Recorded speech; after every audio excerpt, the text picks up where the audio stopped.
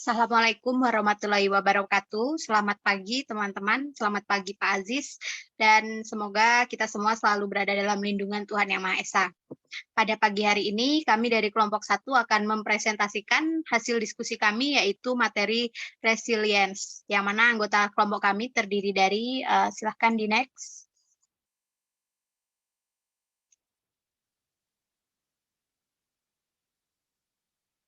Ya, terdiri dari Reza Dia Ayu Nur Puspita, Almas Firosmona Yuniar, Oktavia Kusuma Wardani, Naswa Bunga Oktavia, saya sendiri Anissa Catur Pamuji, Eva Listianingsi, dan Farid Atarik. Baik, tidak usah berlama-lama lagi, untuk mempersingkat waktu, untuk materi pertama akan dijelaskan oleh rekan saya. Silahkan, teman-teman. Untuk materi yang pertama, pengertian atau definisi dari resiliensi. Resiliensi merupakan istilah dari bahasa Inggris yang berarti ketangguhan, daya pegas, daya kenyal, atau kegembiraan. Diperkenalkan pada tahun 1950-an oleh Bloch dalam Kronen dengan nama Ego Resiliency atau ER. Artinya kemampuan umum yang melibatkan kemampuan penyesuaian diri yang tinggi dan luas saat dihadapkan pada tekanan internal maupun eksternal. Nah, di sini definisi dari resiliensi itu ada beberapa tokoh yang mengemukakan definisi tersebut. Yang pertama itu menurut Revis and Shattered pada tahun 2002, yaitu resiliensi merupakan kapasitas untuk merespons secara sehat serta produktif saat berhadapan dengan kesengsaraan atau trauma yang dibutuhkan untuk mengelola tekanan hidup sehari-hari. Ahli Jackson dan Watkin mendefinisikan resiliensi secara sederhana, yaitu resiliensi sebagai kemampuan untuk beradaptasi dan tetap teguh dalam keadaan sulit. Dari pengertian definisi di atas, dapat disimpulkan bahwa secara umum resiliensi adalah bahwa pengertian dari resiliensi merupakan kemampuan positif yang ada dalam diri individu untuk kembali pulih dan dari sebuah peristiwa yang membuat individu tertekan dan mampu beradaptasi dengan baik serta bertahan dari situasi yang mengancam dan beresiko. Boleh di next? Untuk materi selanjutnya adalah fungsi. Di sini disebutkan bahwa Revis dan Chat pada tahun 2002 menjelaskan dan menyebutkan beberapa fungsi resiliensi. Yang pertama adalah mengatasi atau overcoming. Dalam segi kehidupan individu, terkadang menemukan hal-hal yang di luar ekspektasi mereka atau tidak sesuai dengan yang diinginkan atau direncanakan. Hal tersebut dapat menimbulkan stres yang tidak bisa dihindari oleh individu. Oleh karena itu, individu membutuhkan resiliensi guna menghindari dari peristiwa yang tidak bermanfaat yang akan menimbulkan hal-hal yang tidak menguntungkan tersebut. Hal ini dapat dilakukan dengan cara menganalisa dan merubah cara berpikir kita menjadi positif dan meningkatkan kemampuan untuk dapat mengontrol pola hidup. Sehingga sebagai individu kita dapat termotivasi, produktif, mudah bersosialisasi, dan memiliki kebahagiaan walaupun dalam kehidupan akan dihadapkan dengan berbagai tekanan hidup. Nah, untuk yang kedua fungsinya adalah mengendalikan atau strength shock. Setiap orang selalu membutuhkan resiliensi dalam hidupnya untuk menghadapi setiap permasalahan, tekanan, dan konflik yang datang dalam kehidupan sehari-hari. Orang yang memiliki resiliensi dalam kehidupannya akan menggunakan sumber dalam dirinya sendiri untuk mengatasi setiap permasalahan yang ada, tanpa harus merasa terbebani oleh hal tersebut. Karena diri sendiri tahu bahwa dirinya memiliki kekuatan untuk mengendalikan permasalahan tersebut. Sebuah penelitian mengatakan bahwa unsur esensi dari mengendalikan diri dalam stres adalah self-efficacy. Self-efficacy merupakan keyakinan pada diri sendiri bahwa dirinya dapat menguasai lingkungan secara efektif dan dapat memecahkan permasalahan yang ada dengan kemampuan dirinya. Untuk yang ketiga adalah efek kembali atau bouncing back. Beberapa peristiwa Beberapa peristiwa yang dihadapi individu kadangkala memunculkan rasa traumatik dan akan menimbulkan stres yang berkepanjangan, karena peristiwa tersebut sangat membekas dan menguras emosi dirinya sendiri. Sehingga hal ini perlu adanya resiliensi yang kuat untuk memulihkan rasa trauma yang ada, sehingga individu dapat melakukan aktivitas seperti biasanya lagi tanpa tekanan rasa trauma yang pernah dialaminya. Dan untuk yang terakhir adalah menjangkau atau racing out. Selain berguna dalam mengatasi stres, hal negatif atau menyembuhkan diri dari trauma, resiliensi juga dapat memperkaya pengalaman hidup dan bermakna dalam hidup serta dapat berkomitmen pada diri sendiri untuk terus mengejar pembelajaran dan pengalaman barunya, baik dalam pengalaman negatif atau positif. Individu yang memiliki karakteristik yang positif akan melakukan hal-hal dengan baik, yaitu tepat dalam memprediksi risiko yang ada, dapat mengetahui dengan baik dirinya sendiri, serta dapat menemukan makna dan tujuan hidup. Untuk selanjutnya, materi akan disampaikan oleh rekan saya. Untuk materi selanjutnya yaitu karakteristik resiliensi. Menurut Wallin dan Wallin, pada tahun 1999, terdapat 7 karakteristik utama bagi individu yang memiliki kemampuan resiliensi. Karakteristik ini yang membantu seorang individu untuk dapat beradaptasi untuk menghadapi suatu masalah serta mengembangkan potensi yang dimiliki individu tersebut secara maksimal. Untuk karakteristik yang pertama yaitu insight. Insight merupakan kemampuan mental yang digunakan untuk bertanya pada diri sendiri dan menjawab dengan jujur. Hal ini membantu individu untuk dapat memahami dirinya sendiri dan orang lain, serta dapat menyesuaikan diri di berbagai situasi. Untuk yang kedua yaitu kemandirian. Kemandirian merupakan kemampuan untuk mengambil jarak secara emosional maupun fisik dari sumber masalah hidup individu. Kemandirian ini melibatkan kemampuan menjaga keseimbangan antara jujur dengan diri sendiri dan peduli pada orang lain. Untuk karakteristik yang ketiga yaitu hubungan. Orang yang memiliki kemampuan resiliensi dapat mengembangkan hubungan yang jujur, saling mendukung, memiliki role model yang baik dan positif. Untuk karakteristik yang keempat yaitu inisiatif. Dalam inisiatif, melibatkan keinginan seseorang untuk bertanggung jawab atau kehidupannya sendiri atas masalah yang ia hadapi. Orang yang memiliki kemampuan resiliensi memiliki sikap yang proaktif, bukan reaktif, bertanggung jawab dalam pemecahan masalah, dan selalu berusaha untuk memperbaiki diri. Untuk karakteristik yang kelima yaitu kreativitas. Kreativitas melibatkan kemampuan memikirkan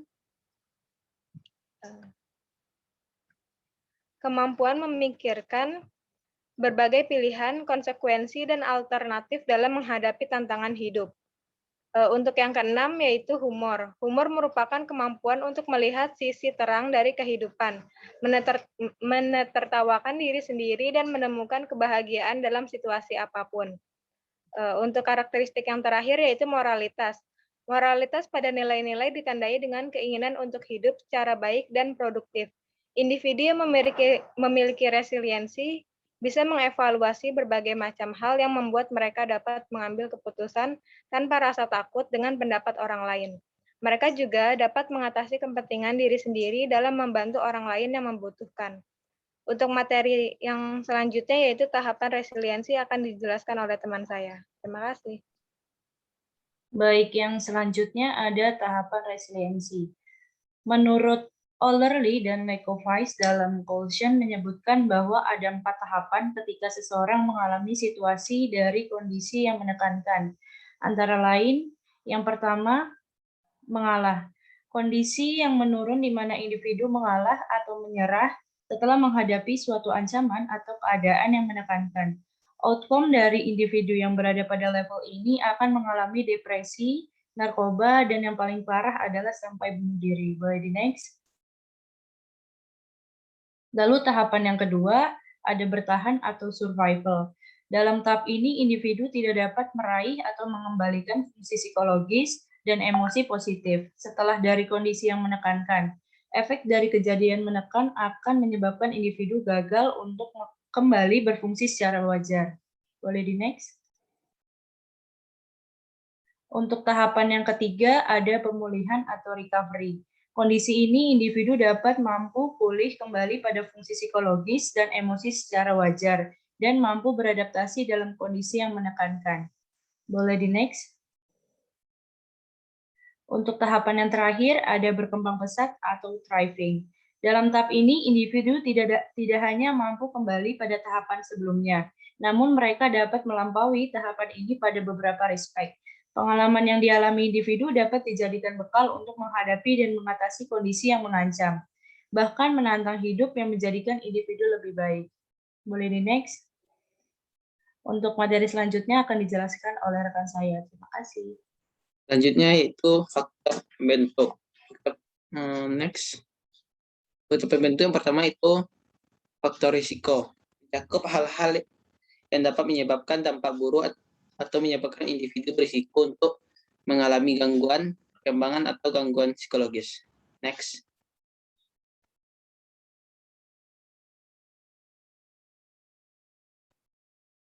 Berikutnya itu faktor pelindung. Merupakan faktor yang bersifat menunda, meminimalkan, dan menetralkan hasil akhir yang negatif. Next.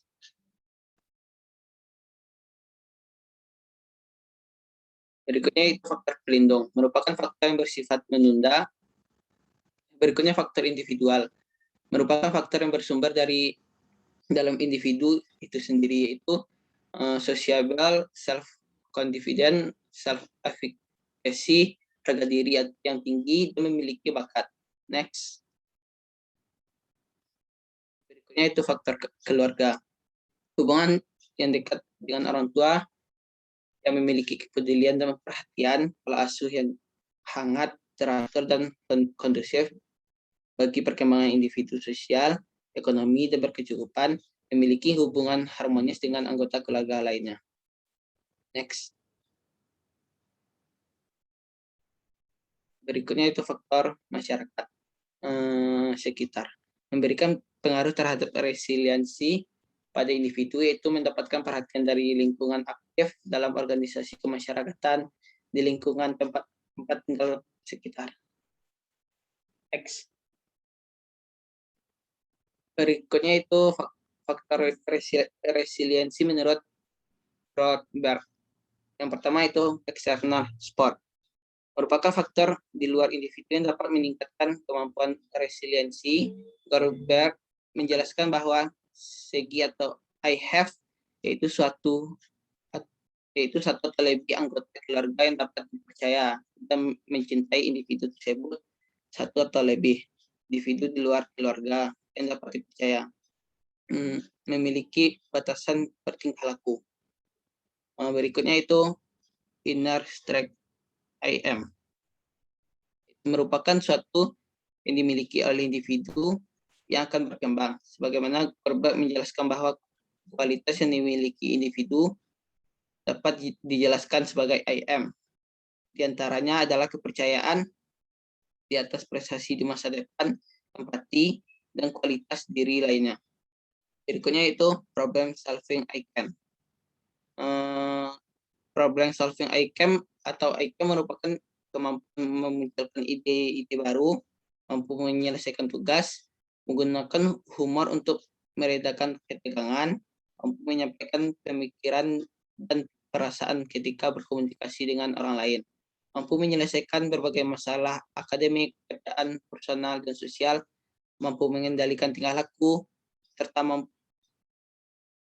meminta bantuan kepada ketika dibutuhkan, mengukur temperamen diri sendiri dan orang lain. Berikutnya akan dijelaskan oleh rekan saya. Ya, selanjutnya aspek dari resiliensi. Yang pertama ada emotion regulation atau pengaturan emosi. Ini merupakan kemampuan individu untuk tetap tenang di bawah kondisi yang menekan. Subjek penelitian dengan kategori yang tinggi memiliki pengaturan emosi yang baik. Subjek dapat mengendalikan amarah yang sedang dirasakannya dengan melakukan kegiatan-kegiatan yang positif. Subjek dengan kategori sedang belum cukup baik dalam mengatur emosinya karena sikap mereka yang kerap berubah-ubah. Sementara subjek dalam kategori yang rendah adalah aspek yang tidak terlalu dimiliki oleh subjek penelitian. Hal ini dikarenakan mereka akan mudah menyerah jika tidak memahami masalah yang sedang dihadapi. Kemudian yang kedua ada impuls kontrol, yaitu kemampuan individu dalam mengendalikan keinginan, kegemaran, kesukaan, ataupun tekanan yang timbul dari dalam diri individu tersebut. Subjek dengan kategori yang tinggi sudah memiliki kemampuan untuk membedakan hal yang penting dan hal yang tidak penting untuk dilakukan. Subjek dengan resiliensi rendah tidak mampu membedakan hal-hal yang penting bagi mereka untuk diprioritaskan dan mana yang tidak perlu untuk dilakukan. Yang ketiga, casual analysis, yaitu mengarah pada kemampuan individu dalam mengidentifikasi apa saja penyebab atau faktor dari permasalahan yang sedang dihadapi secara akurat dan benar. Kemudian yang ketiga, yang keempat ada optimisme. Maaf terbalik. Subjek penelitian dengan kategori resiliensi tinggi memiliki rasa optimis dan percaya diri bahwa keputusan yang diambil adalah keputusan yang tepat dan akan menghasilkan hal positif suatu saat nanti. Sedangkan subjek penelitian dengan kategori resiliensi rendah akan langsung menyerah jika mereka mengalami kegagalan. Mereka akan menganggap bahwa mereka tidak mampu dan akan merasa sia-sia jika ia mencobanya kembali. Kemudian ada empati. Aspek ini sangat berkaitan erat dengan kemampuan individu untuk membaca tanda-tanda kondisi emosional dan psikologis orang lain. Aspek empati berkaitan dengan rasa kepedulian individu terhadap orang lain. Perasaan empati ini hampir dimiliki oleh seluruh subjek penelitian di semua kategori. Kemudian self-efiksasi, yaitu hasil dari pengentasan masalah yang berhasil dihadapi. Efiksasi diri ini subjek penelitian dengan resiliensi tinggi adalah mereka yang merasa yakin dan percaya diri bahwa mereka akan mampu melewati semua masalah dengan tujuan ingin membahagiakan keluarganya. Sementara subjek penelitian dengan resiliensi rendah merasa tidak percaya bahwa dirinya mampu dan memiliki kekuatan untuk menghadapi permasalahan dalam dirinya. Yang terakhir adalah reaching out, yakni kemampuan individu dalam memetik hal-hal positif dari kehidupan, di mana individu tersebut telah mengalami keterpurukan dalam hidupnya. Subjek penelitian dengan kategori rendah tidak mengetahui apa yang harus dilakukannya agar tujuan yang mereka inginkan dapat tercapai dengan maksimal. Berbeda dengan subjek penelitian dalam kategori tinggi, mereka mengerti dan melakukan secara nyata apa saja yang dapat mereka raih untuk menggapai cita-citanya secara maksimal. Selanjutnya akan dijelaskan oleh rekan saya. Terima kasih.